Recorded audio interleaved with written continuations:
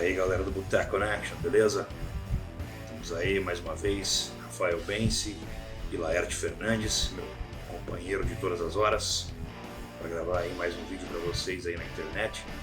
Dessa vez, dando continuidade aí a nossas análises de documentários. Faz um tempinho aí que a gente não faz uma análise de documentário e vamos fazer um vídeo desse aí para vocês hoje aí, analisando a indústria americana. Mas antes, Laerte vai falar um pouquinho com vocês, apresentar a cerveja. Vamos lá. Boa noite, boa tarde, bom dia, galera. Onde quer que vocês estejam, no horário que vocês estiverem ouvindo. Hoje a gente vai falar vai fazer uma análise documentário, como a gente já fez algumas, vamos fazer mais uma aí para vocês. Sempre focando em documentários que questionem o nosso mundo, a nossa sociedade. Hoje, não é só beber de cerveja, na verdade, mudei de ideia de última hora e fiz um drink. Fiz uma gin tônica com cold brew e caramelo. Sim. E eu estou tomando o tradicionalíssimo Red Label para acompanhar aqui o boteco. Isso aí. Bom, o documentário que a gente vai falar hoje então é o American Factory, ou Indústria Americana, em português. É um documentário feito pela Netflix, ou distribuído pela Netflix, né, feito pela produtora que chama Participantes, da diretora Julia Hershett e do Shane Bogner. Ele foi lançado em 25 de janeiro de 2019, concorreu ao último Oscar e ganhou. E, bom, a história basicamente é um multimilionário chinês de uma indústria de vidros automotivos. Ele decide abrir uma fábrica numa cidade americana, já com uma história tradicional relacionada à indústria automobilística, porque existia uma fábrica automobilística lá que foi fechada há uns anos atrás. E esse bilionário ele decide abrir uma fábrica lá e utilizando inclusive o mesmo prédio onde era a fábrica anterior. Então ele compra o terreno, compra o prédio, faz as reformas e abre a fábrica. E aí o documentário vai se debruçar sobre essa questão que seria a forma de trabalho chinesa e a forma de trabalho americana. Quais são as diferenças, quais são as semelhanças, como seria o impacto de você colocar uma fábrica chinesa dentro do território americano.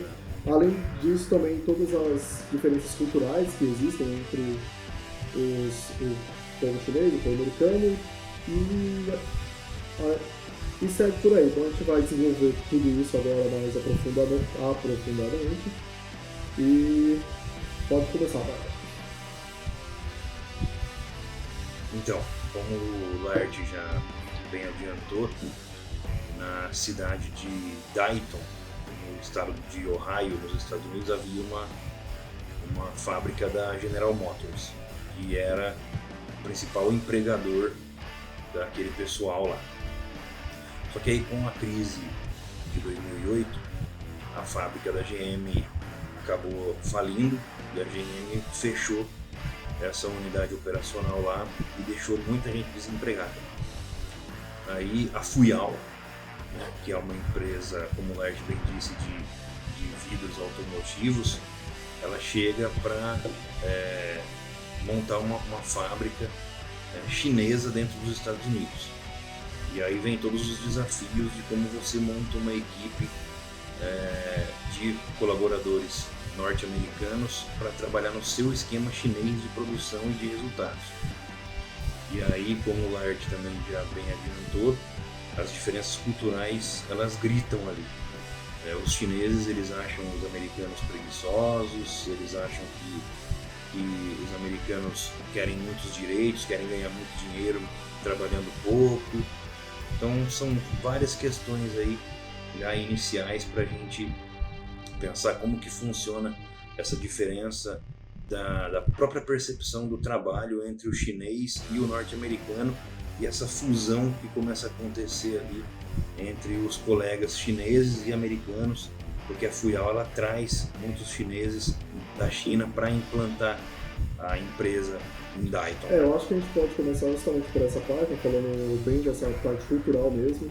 É interessante que a fábrica ela é implantada em 2014, então começa, né, a todo o seu trabalho lá. E, como o Baila disse, eles trazem bastante trabalhadores chineses, lá, direto da China, para treinar os trabalhadores americanos e para tentar ajudar da melhor forma possível que a fábrica se desenvolva. E aí, logo no começo, eles vão mostrando qual é o impacto da criação dessa fábrica para a cidade, né? A cidade ela se vê num momento de positividade, de muita esperança, porque são novos empregos, né? Muitas das pessoas que trabalhavam na fábrica General Motors são as mesmas pessoas que vão trabalhar na fábrica de vidros, e elas se dizem esperançosas, satisfeitas, felizes, porque elas estão tendo uma chance, né? E aí, a partir disso, o documentário vai mostrar algumas relações entre empregados americanos e empregados chineses, né? Então eles vão explorar um engenheiro chinês que deixou a família toda lá na China para vir para cá trabalhar, e a amizade que ele estabelece com o empregado americano, que ele está ajudando a treinar e tudo mais. E como esse empregado americano, ele começa a perceber as dificuldades também que o povo chinês enfrenta, né? Porque ele começa a entender que toda aquela propaganda simples que aparece na mídia talvez não seja a realidade, talvez as pessoas na China sejam um pouco mais sofridas do que eles imaginavam, né? Porque imagina, você deixar sua família toda do outro lado do mundo para vir trabalhar aqui e trabalhar num regime que é complicado, depois a gente vai falar também mais essa parte do regime de trabalho de fato, é bem complicado. E por outro lado, os chineses também, que vêm para cá, eles começam a reparar que a propaganda que eles viam lá, né, dos Estados Unidos, e que era um país ótimo, perfeito para morar, que a classe média era expandida, gigantesca, todo mundo tinha tranquilidade, não é bem verdade, né? Existe uma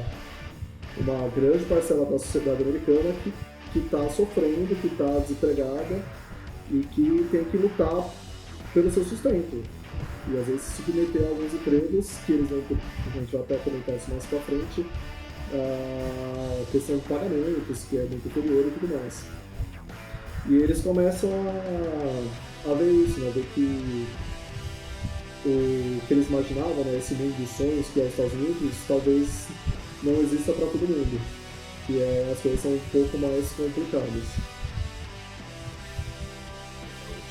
Os próprios americanos no documentário eles dizem, né, que eles precisam continuar acreditando no sonho americano, mas que já não é mais tão simples assim. Inclusive, alguns deles dizem que já não é mais tão possível atingir o sonho americano. Então fica essa coisa entre ali os colaboradores americanos. Até eles comparam o salário. Tem um deles que diz que ele ganhava sei lá, $27 por hora, $28 por hora, se eu não me engano, trabalhando na GM em 2008, e agora em 2014, 2015, quando é implantada a fábrica da Fuyao, ele ganha $14.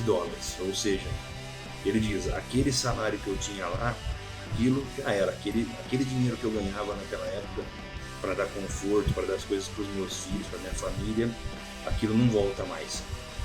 Então a gente percebe como que o próprio sistema capitalista norte-americano ele está se transformando ao longo do tempo, e como que a China está se transformando numa potência mundial e vai se transformar, a economia chinesa vai ser a maior economia de todas, e aí ao longo do documentário vocês vão entender por quê.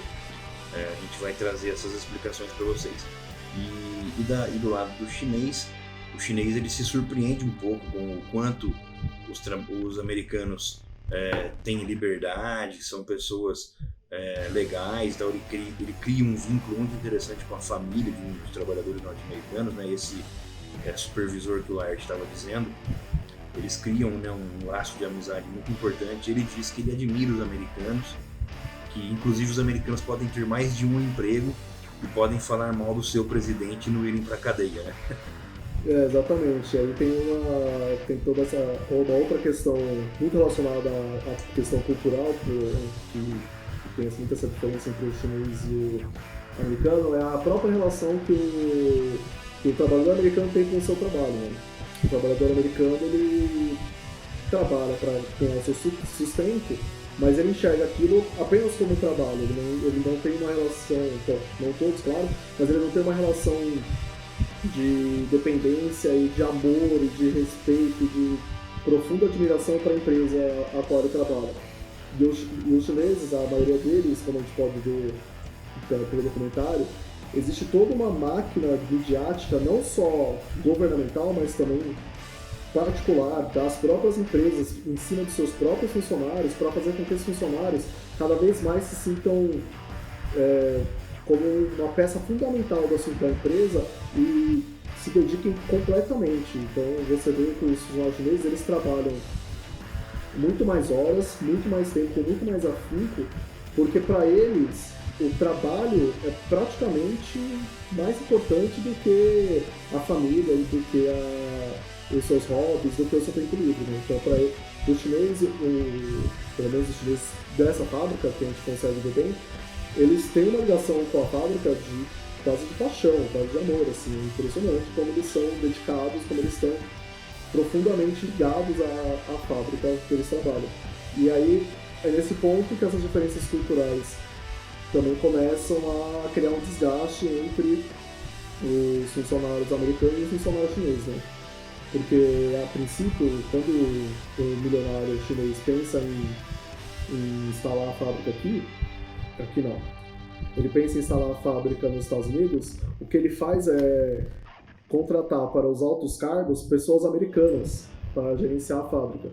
Então aí a gente já pode começar a entrar então no segundo momento do documentário, que é quando ele vai analisar a forma como a fábrica de fato funciona e quais são as táticas que os chineses se encontram para que ela consiga crescer dentro do território americano com menos dificuldade. Uma dessas táticas é colocar em uns cargos de liderança pessoas americanas, porque depois o milionário vai até comentar isso mais pra frente do documentário, porque ele acreditava que essas pessoas iam fazer com que os próprios funcionários americanos trabalhassem melhor e trabalhassem mais. Mas aí existe toda uma questão que é cultural e que é de relação com o trabalho que ele não entendia a princípio, né? A diferença é que o chinês tem com essa trabalho e o americano. A questão dos sindicatos explicita muito isso, né? Quando os americanos começam a ficar insatisfeitos e começam a lutar pelo sindicato dentro da fábrica. Com certeza. Uma coisa que eu fiquei muito pensativo a respeito desse documentário é que quando você vê a maneira como o chinês lida com a questão do trabalho e a maneira como o americano lida com a questão do trabalho, você sente, pelo menos eu senti isso, me parece que o americano ele é muito mais socialista em relação ao trabalho do que o chinês que vem de um país comunista. Mas no sentido da questão de direitos e deveres em relação à empresa. Como o Laerte bem disse, a relação que é estabelecida entre o trabalhador americano com o seu empregador é diferente. Por quê? Porque para o trabalhador norte-americano, a relação que ele tem com o trabalho é o que vai fazer ou permitir com que ele tenha depois o que é o importante para ele, que é o seu lazer, que é o seu estar com a família e desfrutar das benesses aí do salário. Já para o chinês não, a relação é diferente. Parece que para os chineses realmente o trabalho é tudo. O trabalho é a coisa mais importante. Então eles trabalham 14 horas por dia, é o trabalho que vai dignificá-los e não o lazer, o hobby ou o tempo ocioso com a família, né? E isso fica bem assim visto, é explícito no documentário, nessa relação que é estabelecida entre os colaboradores. Como o Lard adiantou essa questão do sindicato, tem até um supervisor lá chinês que fala durante uma das reuniões, que fala, bom, não interessa o que eles estão querendo, se eles não querem vir trabalhar de sábado, problema deles, eles têm que vir trabalhar de sábado. Não interessa o que eles querem, não interessa o que a lei deles diz. A gente tem que atingir a produção, atingir as metas. Então eles têm que vir aqui no sábado sim. Então eles têm uma relação com o trabalho que é muito diferente da relação que o americano tem, né? E toda essa questão que vai permear o documentário todo é essa questão de como a empresa ela vai se moldando e tentando se flexibilizar essas regras americanas para tentar atingir o lucro. O objetivo óbvio da empresa capitalista é atingir o lucro em menor tempo possível, né? Então e aí é essa necessidade absoluta que é passada para os funcionários chineses que começa a criar essa rixa, essa inimizade com os funcionários americanos. Por quê? Dentro da empresa você tem momentos em que há palestras unicamente para os funcionários chineses, em que eles ensinam como é que é a cultura americana, como os americanos se portam, como é que eles acreditam nas coisas. E em determinado momento você começa a perceber que existe um preconceito na hora de dar explicação que ele está embutido, ele está latente, né? É muito claro, em muitos momentos eles falam mal dos americanos, eles falam que justamente isso, é um absurdo eles não trabalharem de sábado, é um absurdo eles quererem hora extra, como assim? E isso vai sendo martelado na cabeça dos funcionários chineses ali que estão na fábrica, falando, eles são folgados mesmo, eles são assim mesmo, essa é a cultura americana, a gente vai ter que lidar com isso. E por outro lado você tem ao mesmo tempo palestras que são dadas apenas para os americanos, ou majoritariamente os americanos, tentando dissuadir eles de criar o seu sindicato, né? Falando que se você fizer uma sindicalização dentro da empresa, você não vai mais conseguir lidar com o seu patrão, você vai ter que sempre passar pelo sindicato suas necessidades. E lá nos Estados Unidos, para você ter um sindicato entrando numa empresa, existe já o sindicato responsável pela área, né, que é do setor automotivos, e aí que eles fazem uma votação entre os funcionários para ver se os funcionários estão de acordo com o sindicato represente eles. Aí eles fazem então existe toda essa ideia de como se fosse uma eleição, né? Então existe propaganda política, existe as palestras, aí a empresa chinesa contrata uma empresa que teoricamente era para explicar a função do sindicato, mas que você vê que ela está muito mais interessada em dissuadir os funcionários a aprovar o sindicato. Então existe uma cultura de medo mesmo sobre os funcionários, eles entrevistam alguns, você percebe que, principalmente os mais jovens, eles têm muito medo de perder o seu emprego. E isso fica claro também porque ao longo do documentário muitas pessoas vão perdendo esses seus empregos. É impressionante como existe uma rotatividade muito grande dentro da empresa. Então por mais que ela a princípio se vendia como a salvação da cidade, não é bem assim. Os funcionários que são contratados ficam 1 ano, 2 anos no máximo. Mesmo aqueles que trabalham bem, isso que é impressionante, né? Porque conforme a empresa ela não vai dando lucro, o multimilionário ele vai tentando novas táticas para tentar fazer lucrar. Então uma das primeiras coisas ele troca todo o quadro da alta cúpula de americanos por chineses. E isso também começa a incomodar os funcionários americanos, porque quando eles foram contratados, o que foi falado vocês vão trabalhar para americanos. E aí você vê também o outro lado do preconceito, né? Eles vão trabalhar agora para chineses, eles começam a se sentir incomodados com isso. Tanto pelo fato de que, de fato, existe uma pressão muito maior no trabalho, mas também pelo fato de que a ideia é que era uma empresa que era americana e ela está deixando de ser americana. Com certeza.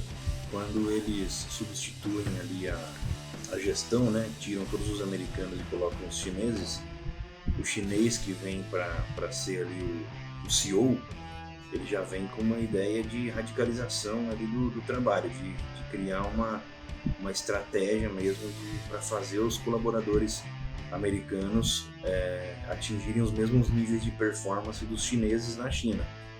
O que é super complicado, porque, se eu não me engano, os turnos ali na Fuyao nos Estados Unidos eram turnos de 12 horas e na China os turnos são de 14 horas, ou seja, você tem 2 horas aí a menos de trabalho, né? Pelo menos por turno, né? Ou seja, o rendimento de uma pessoa em 12 horas é diferente de uma pessoa em 14 horas. Mas o que fica muito latente, quando eles fazem aquela visita na empresa na China, você percebe que os trabalhadores chineses na China, eles trabalham praticamente num esquema militar, que é bem cultural da estrutura da sociedade chinesa, que foi concebida ali após a Revolução Chinesa ali do Mao. Então, do Mao Tse Tung, né? Não do Mao, do Mao Tse Tung. Senão, vou corrigir aqui, que senão vão brigar comigo. De valor, Barba. A Revolução do Mao Tse Tung.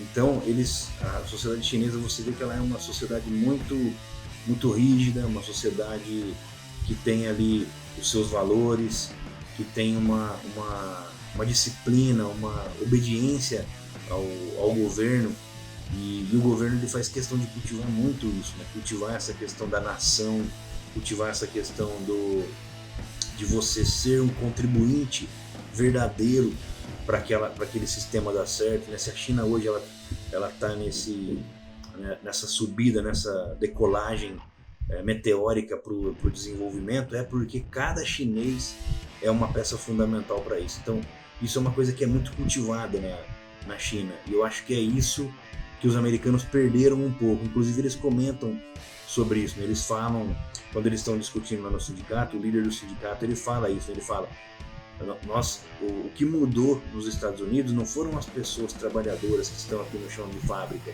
O que mudou nos Estados Unidos são as pessoas que nos comandam, porque elas resolveram parar de nos entender como colaboradores para essa grande nação. Elas querem tirar os nossos direitos, tirar os nossos empregos, diminuir os nossos salários. Então, o que mudou não é o povo americano, o que mudou são as pessoas que estão comandando esse povo. Ou seja, então fica essa dicotomia muito grande de como os americanos não têm respeitado, né, quem está comandando ali o país, diferentemente dos chineses, que já têm uma admiração pelos seus governantes, né? Eu acho que esse é o momento que você vê que a empresa, novamente, tenta uma nova tacada, né? Que é levar os supervisores americanos para a China para que eles aprendam a partir da observação e vejam como é que funciona lá. E aí, nesse momento, o documentário vai até a China, né? Então a gente consegue acompanhar um pouco do dia a dia da fábrica chinesa. E aí você vê que existe uma questão ali de funcionários que vivem na própria fábrica e que deixam as suas famílias em casa e vão visitá-la uma vez por semana, uma vez por mês, até uma vez por ano. Em algum momento que alguns funcionários são entrevistados, eles comentam isso, que não veem os filhos há muito tempo. Então você vê como esse grau de dedicação ele é quase impositivo, né? Quase você não tem muita opção. E aí isso para mim me traz um pouco essa questão da Revolução do Mao, né, do Mao Tse Tung, que justamente fomentava que cada chinês era uma peça fundamental da engrenagem para mover a grande nação chinesa, né? E me parece que isso foi de forma tão bem colocada pelo povo chinês, ele abraçou isso com tanta força, que as empresas que foram criadas, né, de perfil capitalista da China, elas meio que se aproveitam dessa forma de pensar no chinês e colocam no lugar da nação, ela coloca a empresa nesse sistema. Então o chinês ele vai encarar a empresa da mesma forma como ele encara a nação, como ele é uma peça fundamental que deve se dedicar ao máximo, sem reclamar, sem questionar, porque ele fazendo a parte dele, a empresa vai crescer, vai ser maior, e a nação vai ser maior. E aí você vê outras diferenças também em relação ao sindicato, né? Quando eles vão entrevistar o diretor do sindicato lá na China, ele, na verdade, é um funcionário da empresa, né? Basicamente. O sindicato é um funcionário da empresa como ideia de melhoria para os próprios funcionários, mas que você vê que está totalmente subjugado às necessidades da empresa, né? E aí chega a ser até meio tragicômico o momento que eles estão na empresa, que tem a festa de encerramento do ano da empresa, né? Em que todos os funcionários são convidados para uma festa de encerramento. E tem vários shows acontecendo durante a festa, e literalmente eles falam, né, que todos os shows são realizados pelos próprios funcionários. Ou seja, além do cara trabalhar 12, 14, 16 horas por dia, ele ainda tem que ensaiar para apresentar um show no final do ano, que com certeza ele não vai ganhar mais por isso. Ele tá recebendo o saláriozinho dele normal. E mesmo assim, você vê que as pessoas se dedicam, elas fazem aquilo com muita vontade, muito bem feito. Então, e é muito doido, é quase... Acho que quando a gente vê de fora, fica parecendo até uma lavagem cerebral, né? Como é que essas pessoas não se tocam que elas estão sendo usadas. Mas eu acho que, na verdade, é só uma questão de relativizar, porque quando você pega uma empresa no Brasil, uma empresa nos Estados Unidos, até que ponto a gente também está sendo usado, né? Até que ponto a gente está deixando de fazer o que a gente gosta, de nosso tempo livre, para se dedicar ao trabalho que... Será que a gente está sendo remunerado do quanto vale de fato? Ou será que a gente está dentro de um sistema que a gente é obrigado a aceitar o que tem?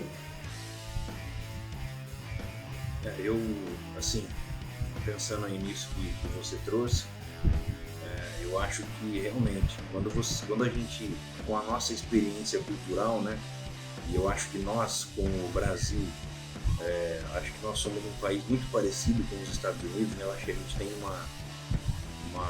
nosso país, ele é vamos dizer assim, uma chupação aí da cultura americana, né? Sempre foi, né? Muita coisa dos Estados Unidos é importado para cá, em termos culturais. Então a gente se enxerga muito ali nos trabalhadores americanos que a gente está assistindo esse documentário. Então a gente tem uma dificuldade de compreender realmente a maneira como o chinês está pensando. É realmente uma diferença de cultura ali, Ocidente, Oriente. Eu estava conversando nas redes sociais com alguns amigos aí sobre esse documentário, e um amigo que trabalha no Japão, ele disse, olha, esse é um problema que os japoneses enfrentam com os colaboradores brasileiros aqui no Japão há muito tempo, porque a maneira como o brasileiro enxerga o trabalho é totalmente diferente da maneira como o japonês enxerga o trabalho. Os japoneses, eles são muito mais produtivos do que os brasileiros lá no Japão, nas fábricas japonesas, né? E eu acho que é uma coisa dessa cultura oriental mesmo, da disciplina e tal. E aí o que faz isso se tornar ainda mais latente na China é que você teve uma revolução comunista e você tem um partido centralizador e que faz todo esse aparato estatal introduzir na mente das pessoas esse sentido de comunidade, esse sentido de pertencimento de todos nessa questão da nação. E aí, como você bem disse, as empresas, elas trazem essa cultura para a cultura organizacional da empresa. E isso é uma coisa que a gente não consegue compreender muito bem, porque aqui no Brasil é aquilo, a gente trabalha, recebe o nosso salário, vai para casa, o que é mais importante para a gente é a nossa família, nossos filhos e tal. Isso vem em primeiro lugar. E o nosso emprego, o nosso trabalho é o que vai trazer para a gente os recursos para que a gente possa viver em paz, ser feliz e tal, o que cada um quer da sua vida, né? E isso fica muito claro assim para mim nesse documentário, como que existe um choque cultural muito grande ali entre o Oriente e o Ocidente, né? Exatamente. E aí, conforme o documentário vai se aproximando do final, a gente vai vendo como é que essas novas táticas vão sendo empregadas ali pelo multimilionário, né? Então ele vai sempre tentando aos poucos mudar e melhorar para atingir o lucro. E aí, por fim, ele começa a fazer uma automatização muito pesada da empresa nos Estados Unidos, né? Então eles começam a investir em robôs em grande quantidade, e fica muito claro a forma como é pensado isso, né? Porque em muitos momentos você vê a discussão entre ele, o dono da empresa, e os seus funcionários ali de alto escalão, e os funcionários explicando, bom, aqui a gente vai colocar então uma máquina, e essa máquina vai substituir aqueles 3 funcionários aqui. Ali a gente acabou de colocar uma, e por causa disso a gente conseguiu substituir 4 funcionários.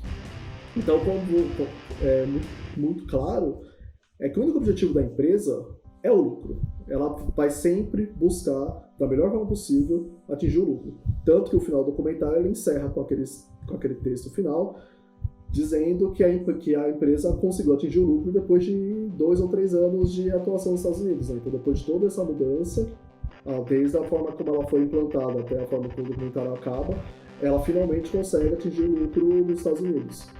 Então você vê que não tem muita preocupação, não tem, pelo menos nessa empresa, não tem nenhuma preocupação com o bem-estar dos funcionários. O objetivo do dono é sempre o mesmo, ele sempre fala, eu preciso atingir o lucro, eu preciso aumentar a produtividade, lucro. E aí que me causa um outro momento de muita estranheza, muito peculiar, que é quando eles meio que dão voz ao dono da empresa, né? Em um momento ali que ele tá na casa dele, que é uma grande mansão, cafonérrima, porque tem uma estátua dele gigante, que é simplesmente ridículo. E aí ele começa a se questionar se o que ele tá fazendo é correto, se ele, ao colocar uma empresa que pode destruir o meio ambiente, se ele não está destruindo o meio ambiente em busca do lucro. Mas fica toda uma discussão que ele está fazendo para si mesmo, totalmente superficial, e que você vê que é muito fácil você sentar na sua mansão e pensar nisso, sabe? Mas o que você está fazendo de fato para mudar? Nada, né? Porque a gente vê que o objetivo dele continua sempre o mesmo e ele não faz nenhuma mudança na empresa dele para que pelo menos os funcionários tenham uma vida mais confortável. Nenhuma. E ele mesmo fala isso durante a fala, né? Ele fala assim, mas eu só penso nisso quando eu tô triste. Ou seja, tipo assim, quando eu monto uma fábrica e invisto lá os meus milhões para montar uma fábrica nos Estados Unidos e essa fábrica tá 1, 2, 3 anos sem me dar lucro, eu começo a ficar preocupado e aí eu começo a pensar nisso. Pô, será que eu tô fazendo o investimento certo? Será que eu tô destruindo o meio ambiente? Será que eu tô, né? Então, tipo assim, quando ele tá triste, ele começa a pensar nessas questões existenciais. Mas quando ele tá feliz, com certeza ele tá tomando o champanhe dele lá e enchendo o rabo de dinheiro. E não tá muito preocupado com isso. Então, mas assim, o que fica muito claro nesse documentário, o Laird com certeza vai concordar comigo, é a questão da mudança do modelo econômico norte-americano. Porque quando que nos anos 80 ou nos anos ali 70 você teria uma empresa chinesa entrando para acelerar a destruição da economia norte-americana, né? Quando os Estados Unidos eles exportavam empresas, exportavam multinacionais, ou seja, os Estados Unidos também vivem um processo de desindustrialização. Hoje os Estados Unidos é um país de serviços também. A economia mundial ela mudou, as grandes potências elas não estão mais se preocupando com a indústria. Então por isso que a premissa do Trump ela é uma premissa errada para os Estados Unidos. A premissa da industrialização, da reindustrialização ou da industrialização do país, ela funciona para um país como o Brasil, que não tem indústria, a gente não tem parque industrial, a gente está se desindustrializando nos últimos 30 anos aí, de uma maneira acelerada. Então, a mudança de modelo econômico nos Estados Unidos fica muito clara nesse documentário.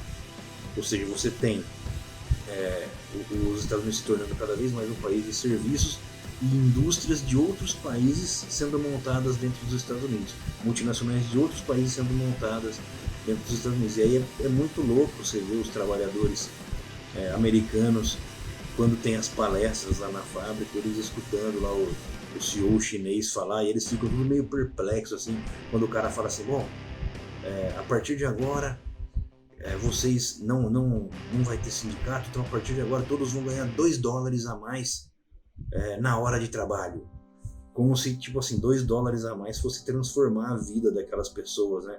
O cara vai passar de $14 por hora para $16 por hora, sendo que ele já ganhava tipo 27, $28 há 10 anos atrás. Então, o declínio da sociedade industrial norte-americana fica muito claro nesse documentário. Exatamente. Né? Há 30, 40 anos atrás, os Estados Unidos tinham uma política muito protecionista com a sua indústria. Né? Você, de fato, nunca imaginaria que entraria na indústria chinesa ou de qualquer outro país, talvez até principalmente chinesa, né? Por conta da ideologia, que era essa luta ideológica entre as duas massas. E isso também fica claro no discurso dos sindicalistas norte-americanos, né? Porque esses sindicalistas eles estão reproduzindo esse discurso que foi criado nessa década de 80 e 90, né? que foi muito utilizado nessa época. E eles estão justamente falando isso, né? A nossa indústria não existe mais, né? Porque são estrangeiros vindo aqui e achando que podem fazer do jeito deles, da maneira deles, sem respeitar as nossas leis. Mas essas leis, elas estão sendo cada vez mais flexibilizadas, justamente para que as empresas possam entrar e possam gerar lucro. Porque a ideia é justamente essa, né? Você permite que uma empresa entre para que ela pregue a população, mesmo que seja de forma precária, mas para poder você girar a economia. E aí a questão dos Estados Unidos, que está se transformando, deixando de ser um país muito focado na indústria para ser um país muito focado em serviços e no capital financeiro, é que os Estados Unidos ele deixou de se preocupar em preparar a sua população para isso. Né?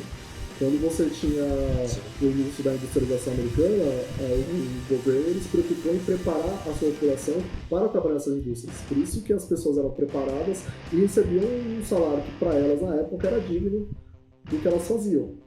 Hoje, toda essa questão de que o governo tem cada vez se envolver menos, ele de fato está se envolvendo menos e preparando cada vez menos a sua sociedade para essas mudanças. Então você vê pessoas que estão dentro de uma lógica de trabalho ainda da década de 90, que é a indústria, que é esse trabalho pesado, manual, sendo obrigadas a se sujeitar a empregos que são precários e, por fim, sendo trocados por máquinas, porque esse tipo de trabalho, de fato, ele está em extinção. As máquinas vão substituir esse tipo de trabalho manual muito simples, muito artesanal, de fato, da simplicidade de pegar uma coisa e colocar do outro lado. A máquina não é capaz de fazer isso. Então, o governo tem a obrigação de fomentar ou até de criar mecanismos em que você prepara a sua população para essas mudanças. Então, preparar melhor o povo para que ele agora consiga atender aos cargos então, de gerências dessas empresas, por exemplo. Então, em vez de você, no final das contas, acabar trazendo um gerente chinês, por que não um gerente americano não seria capaz de lidar com aquela situação e fazer o melhor possível? E é muito peculiar quando eles vão entrevistar o gerente que foi mandado embora, né? E aí você repara que ele foi mandado embora, mas ele continua com uma vida super confortável. O carro dele é ótimo, é um carro de primeira linha. Muito diferente da galera que estava ali trabalhando no chão de fábrica, né? Que é uma galera, inclusive, que tem uma moça que ela fala que quando ela perdeu o emprego na GM, ela deixou de ser classe média nos Estados Unidos. A luta dela era voltar a tentar ser classe média, ela não conseguia. E aí com o emprego na empresa chinesa ela consegue ascender um pouco, mas logo depois ela vai embora. Então ela de novo cai nessa situação. Porque ainda está se trabalhando nessa lógica de que, beleza, então eu consegui um emprego no chão de fábrica e esse emprego vai ser por 5, 10, 15 anos, que é uma lógica antiga, uma lógica que você entrava numa empresa e ficava nela até o final da sua vida. Hoje em dia as coisas não são mais assim. Porque sempre vai ter uma pessoa mais jovem, mais rápida para ocupar esse emprego precário que é baseado em velocidade de força. Com certeza. E uma coisa que eu acho que a gente já se encaminhando para o final dessa análise, eu acho que uma coisa que o Laerte já tocou um pouco é a questão da automação mesmo. Que eu acho que faltou um pouco o documentário aprofundar um pouco essa questão da automação. Porque já existem alguns estudos que dizem que nos próximos 20 ou 30 anos aí, mais de 350 milhões de pessoas vão perder o emprego no mundo todo por causa da automação. Então, como que politicamente você está pensando sobre isso? Como que os estados, né, e os políticos estão pensando sobre isso? Como que você vai, onde você vai recolocar essa massa global de trabalhadores que não vão mais ter o emprego ali, esse emprego mais robótico, né, mais robotizado, de você fazer uma tarefa repetitiva durante todo o dia, se você vai ter um robô fazendo isso. Então, onde que esse trabalhador vai trabalhar? A gente vai pensar numa renda mínima universal? O que está sendo discutido? Quais são as principais tendências? Né? Eu achei que faltou um pouco, foi a única ressalva que eu tive no documentário. Eu achei que faltou o documentário aprofundar um pouco mais essa questão. Talvez ali uns 10 ou 15 minutos a mais ali de documentário, debatendo um pouco mais essa questão. Acho que deixaria o documentário completo, apesar do documentário ser muito bom. Talvez seja uma ideia para eles de futuro, a gente não sabe o que os diretores estão pensando, né? E talvez eles façam isso no futuro. Mas eu achei que faltou fazer um debate um pouquinho mais vigoroso sobre essa questão da automação. Acho que é isso aí. A gente já pode então ir partir para o encerramento. Assistam o documentário, ele realmente é muito bom, muito interessante. Uma coisa que eu achei muito peculiar foi do acesso que os diretores tiveram, de fato, a todos os espaços da fábrica, a todos os momentos. Eu fiquei me perguntando se, por acaso, isso foi uma condição que o governo americano impôs para a fábrica ao entrar no território americano. Né? Tem 2 diretores que querem fazer um documentário, vocês vão ter que dar total liberdade para eles. Não sei, não encontrei essa informação, então se vocês tiverem essa informação, souberem como foi essa negociação, esse trâmite para eles fazerem, coloca aí nos comentários, conversa com a gente aí, porque essa é uma informação que eu não encontrei e que eu fui super curioso. A única coisa que eu vi, que eu consegui encontrar, foi que o CEO, né, global lá da Fuyao, ele ficou um pouco bravo com o documentário, ele não gostou muito. Ele falou que nem lembrava que tinha dado autorização para o pessoal fazer esse documentário, e ele ficou meio decepcionado com o documentário. Acho que ele deve ter imaginado que o documentário ia fazer uma babação de ovo para a empresa dele, quando no final tem muitas críticas, né, ao modelo da empresa e ao tipo de gestão que eles empregam na indústria. Então a única informação que eu encontrei foi essa, de que ele ficou meio bravo, não gostou muito não. Bom, é isso aí então, gente. Assistam o documentário, comentem aqui no nosso vídeo o que vocês acharam, tragam novas informações, novas questões para a gente debater. Vamos continuar ampliando essa conversa aí, não se resume a só isso que a gente falou também não. E, bom, prazer sempre vê-los e até a próxima. Isso aí, galera. Um abraço a todos e não deixem de ver as nossas próximas análises de documentários. Se vocês não assistiram, a gente tem vários outros aí no catálogo, beleza?